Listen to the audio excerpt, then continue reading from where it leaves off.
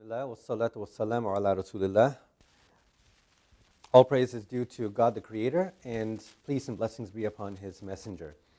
My name is Dr. Tahir Khwaja. I'm a psychiatrist, and today we're going to be talking about mood disorders.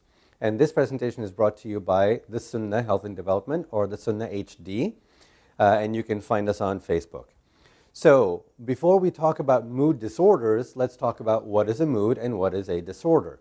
So a mood is literally any state of emotion that we normally feel as human beings. And that can include feeling sad when something bad happens, or feeling angry, or feeling happy when something good happens, for example. Now, when does that normal emotion become a disorder? And that is when the problem or that mood gets out of hand. You start to experience that mood and you feel like you're losing control.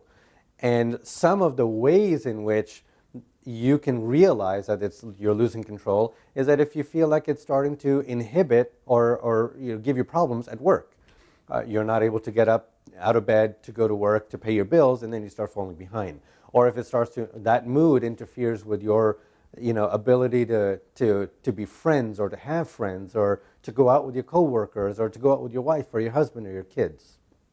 So that mood, normal mood, becomes a disorder when it starts to interfere with things that you need to be doing. So there are some examples of mood disorders, and one of those mood disorders, and a big one, is major depression. It's also called depression, and it's also called MDD, or major depressive disorder. And we're going to go into more detail into some of these disorders in later sessions. This is just meant to introduce and categorize these disorders and these problems for us. So this is an example of what mood kind of looks like, and again, we'll talk about this a little bit later. Another example is bipolar disorder. This is also the same thing as manic depression. Manic meaning the upswing of mood, and depression meaning the downswing of mood. And this word in the middle that you see here is called affective. That literally just means mood. It actually describes what the face looks like, but you can just take it as a mood disorder which has two poles, the North Pole and the South Pole. And then another example of mood disorder, of a mood disorder, is called seasonal affective disorder, meaning that the mood goes down in the winter months, and then the mood kind of gets better in the summer. So in the summer you feel great, but in the winter your mood takes a pretty deep dive. And I've seen patients who have had this on a yearly basis, and usually we can address that starting at the end of the fall, and then we can sort of lighten up on the treatment sometime in the spring, and so on and so forth. Another example is called PMDD, or premenstrual dysphoric disorder, and this is literally depression, but on a cyclical monthly basis. And here there's a great article at the American Psychological Association, which I encourage you to take a look at.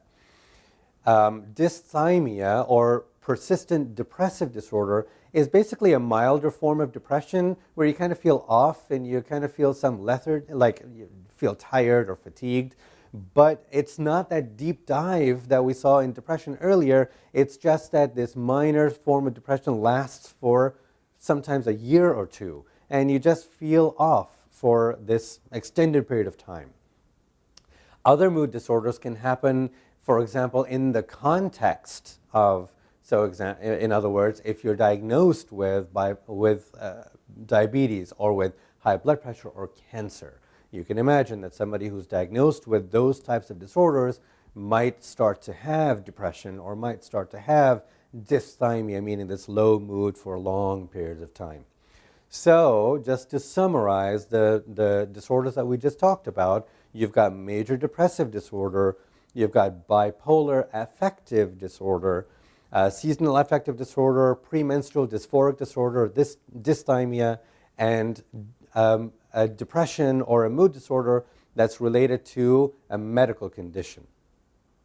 So, what are 5 tips for recognizing mood disorders? You've got to acknowledge that your mood is off at the time that it starts to interfere with your daily routine. You have to, tip number 2, you have to accept help from others. This is not a sign of weakness. That's actually very the opposite. It's a sign of strength, that you're able to accept the assistance of other people when things aren't going right for you.